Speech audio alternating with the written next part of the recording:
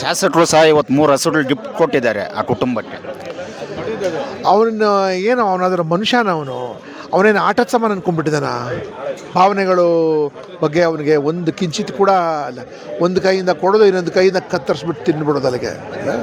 ಇಲ್ಲಿ ಹೇಳ್ತಾ ಇದ್ರು ಇವಾಗ ಏನು ಬಂಧಿತ ಆರೋಪಿ ಇದ್ದಾನೆ, ಆತ ಆರೋಪಿನೇ ಇಲ್ಲ, ಬೇರೆ ಯಾರನ್ನೋ ಕರ್ಕೊ ಬಂದು ಇದು ಮಾಡಿದ್ದಾರೆ. ಇದು ಸಾಮಾನ್ಯದು, ಅವನು ಆರೋಪಿನೇ ಅಲ್ಲ. ಯಾಕಂದ್ರೆ ಚಾಮರಾಜಪೇಟೆಯಲ್ಲಿ 3 ಹಸುಗಳ ಕೆಚ್ಚಲು ಕೈದು ಹೀನಾಯ ಕೃತ್ಯ ಮೆರೆದಿದ್ದ ಘಟನೆಯನ್ನು ಖಂಡಿಸಿ ಇವತ್ತು ಚಾಮರಾಜಪೇಟೆಯಲ್ಲಿ ಜನಜಾಗೃತಿ ಸಭೆಯನ್ನು ಹಮ್ಮಿಕೊಂಡಿದ್ರು. ಈ ಸಭೆಯಲ್ಲಿ ನಿವೃತ್ತ IPS ಅಧಿಕಾರಿಯಾದಂಥ ಭಾಸ್ಕರ್ ರಾವ್ ಸಾರು ಸಹ ಭಾಗವಹಿಸಿದ್ರು.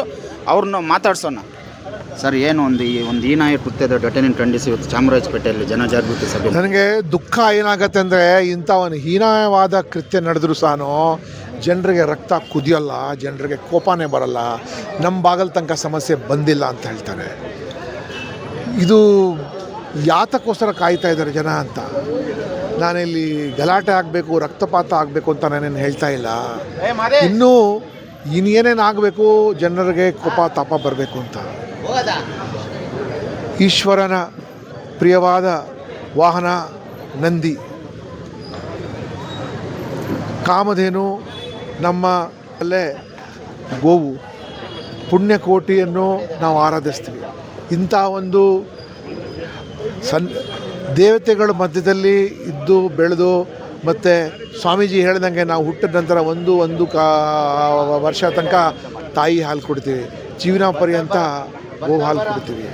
ಅಂಥದ್ರಲ್ಲಿ ಇಂಥ ವಿಕೃತ ಮನಸ್ಸಿನಿಂದ ಇದು ಏನೇನು ಪಾಠ ಕಲ್ಸಕ್ಕೆ ಮಾಡಿದ್ದಾರೆ, ಪಾಠ ಕಲ್ಸಕ್ಕೆ ಮಾಡಿದ್ದಾರೆ ನಮಗೆ. ಇದು ಆದರೂ ಸಹ ಯಾರಿಗೂ ಕೋಪನೇ ಬರಲ್ಲ, ಶಾಂತವಾಗಿದ್ದಾರೆ.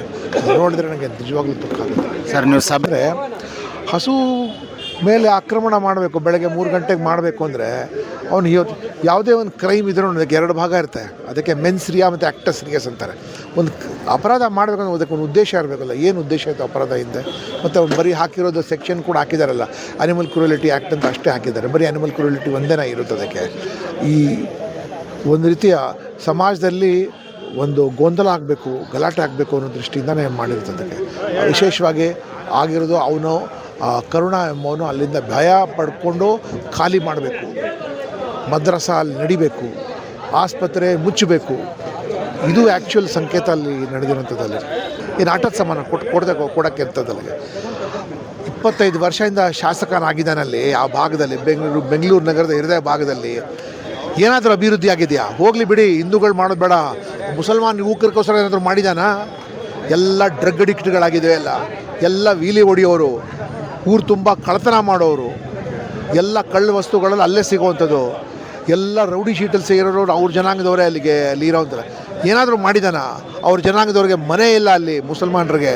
ಅವ್ರಿಗೆಲ್ಲ ಒಂಥರ ಕೀಡ ಮಕೋಡ ಅಂತಾರಲ್ಲ, ಆ ಥರ ಮನೇಲಿ ವಾಸ ಆಗಿದ್ದಾರೆ. ಅವ್ರಿಗೆ ಉದ್ಯೋಗ ಇಲ್ಲ, ವಿದ್ಯೆ ಇಲ್ಲ.